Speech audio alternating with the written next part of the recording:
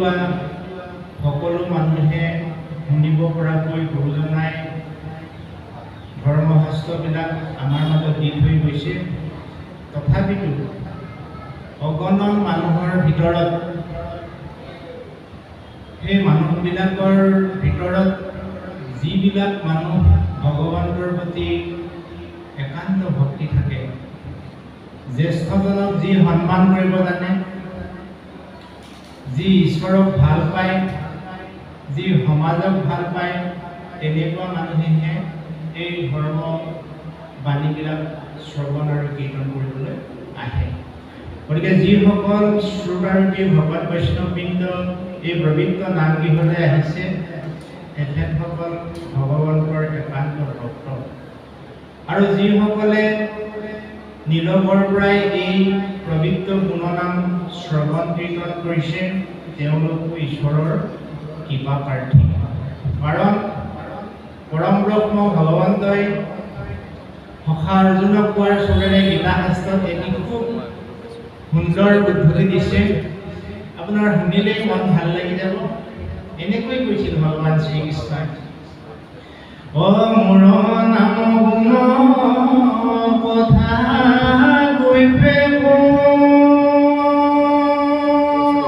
কোনে কহে, দয়াৰে আপোন হৰিৰে নহে, আধে বেধে যাওঁ মই চাপুহনি,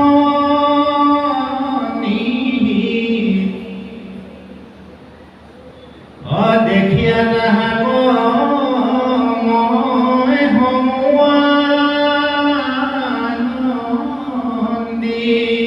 হে অৰ্জুন, হে সখা, মোৰ গুণনামৰ কথা যি মনুষ্যই গোপন ভাৱেও লয়, সেই মনুষ্যৰ প্ৰতি মই সদয় হওঁ।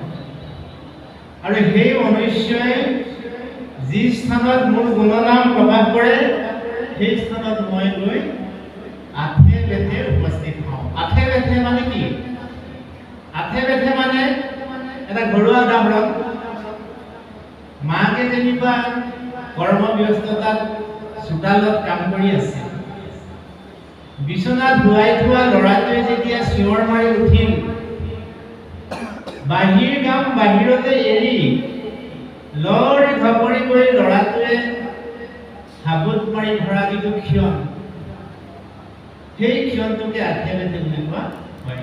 অৰ্থাৎ ভগৱন্তক যি মনুষ্যই শ্ৰদ্ধাৰে ভক্তিৰে আবাহন কৰে, সেই মনুষ্যৰ ওচৰলৈ ভগৱন্তই সেই মাতৃগৰাকীয়ে সন্তানটোৰ ওচৰলৈ যোৱাৰ দৰে আঠে বেঠে আহে।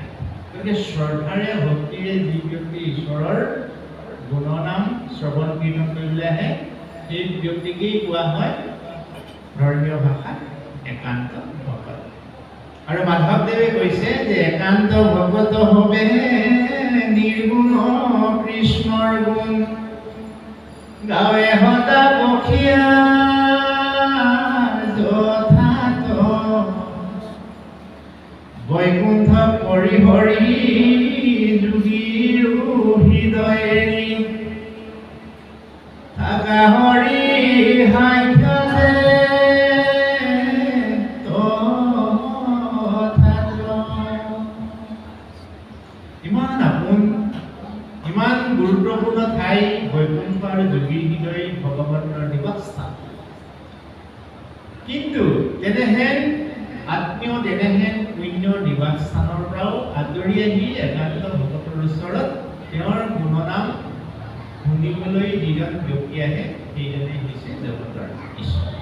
সেইকাৰণে আমি যদি জগতৰ ঈশ্বৰৰ বন্ধু হ'ব পাৰোঁ, জগতৰ ঈশ্বৰৰ ভক্ত হ'ব পাৰোঁ, জীৱনত যিমান সমস্যা আহিলেও, যিমান ধুমুহা আহিলেও হেলাৰঙে সেই সমস্যা ধুমুহা আমি পাৰ কৰাই দি পেলাই আকৌ সন্ধিয়াৰ যিমান ডাঠ আন্ধাৰ হ'লেও পুৱতি পোৱাৰ লগে লগে যেনেকৈ বেলিটো সুন্দৰকৈ ওলাই আহে, তেনেকৈ সুখময় মধুময় জ্যোতিময় হ'ব যদি আমি জীৱনত ভগৱন্তৰ ভক্ত হ'ব পাৰোঁ। এই উদ্দেশ্য আগত ৰাখি আজি ফুলনি থান আয়োজক সমিতিৰ সন্মানীয় বিষয়ববীয়াসকলে যথেষ্ট কায় কষ্টৰ মাজেৰে ধন টকা পইচা খৰচ কৰি দিন ৰাতি একাকাৰ কৰি ভোককো ভোক হেন নেমানি পিয়াহ টোপনিকো কষ্ট হেন নেভাবি অনুষ্ঠানভাগ কিয় আয়োজন কৰিছে? এই কাৰণে আয়োজন কৰিছে যে তেখেতৰ গুণনাম শ্ৰৱণ কীৰ্তন কৰি যিসকল মানুহে জীৱন উত্তৰণ ঘটাব, এই উত্তৰণ ঘটাবৰ কাৰণে আমাৰ এই ঠাইডোখৰত মহাপুৰুষ শ্ৰীমন্ত শংকৰদেৱৰ প্ৰপন্ন শিষ্য শ্ৰী শ্ৰী মাধৱদেৱ আৰু শ্ৰী শ্ৰী মাধৱদেৱৰ প্ৰপন্ন শিষ্য যাক কোৱা হয় শ্ৰী শ্ৰী বদলা পদ্ম আতা। এই বদলা পদ্ম আতা নামৰ যিজন মাধৱদেৱৰ শিষ্য আছিল, গুৰুজনাৰ প্ৰপন্ন শিষ্য মাধৱদেৱৰ শিষ্য আছিলে বদলা পদ্ম আতা, ভগৱন্তৰ একান্ত সেৱক। আৰু এই সেৱকজনে, এই ভকতজনে বহু কায় কষ্ট ত্যাগ কৰি এই পবিত্ৰ স্থানতেই এই পবিত্ৰ গুৰু আসন প্ৰতিষ্ঠা কৰিছে বুলি এটা জনপ্ৰবাদ আছে।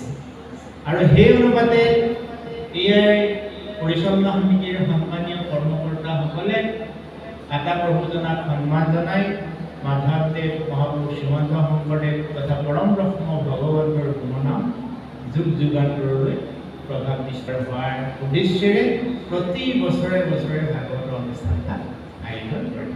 গতিকে আমি শ্ৰোতাৰূপী যিসকল আমি অনুজ, আমি সতি সন্ততি, আমি সকলোৱে লগ লাগি আমাৰ জ্যেষ্ঠসকলৰ সুস্বাস্থ্য আৰু দীৰ্ঘায়ুৰ কাৰণে এবাৰ ঈশ্বৰৰ ওচৰত প্ৰাৰ্থনা কৰোঁ হওক। লগতে আমাৰ পৰম পূজ্যস্পদ যিসকল প্ৰতিষ্ঠাপক ব্যক্তি আমাৰ মাজত নাই, আমাৰ সংসাৰৰ পৰা যিসকল মেলানি মাগিলে, তেওঁলোকৰ আত্মাৰ সদ্গতিৰ লগতে আজি উপস্থিত থকা সকলো সমবেত ভকত বৈষ্ণৱৰ সুস্বাস্থ্য আৰু দীৰ্ঘায়ু কামনা কৰি সকলো এবাৰ বৰ বিনয়েৰে ঈশ্বৰক প্ৰাৰ্থনা কৰোঁ।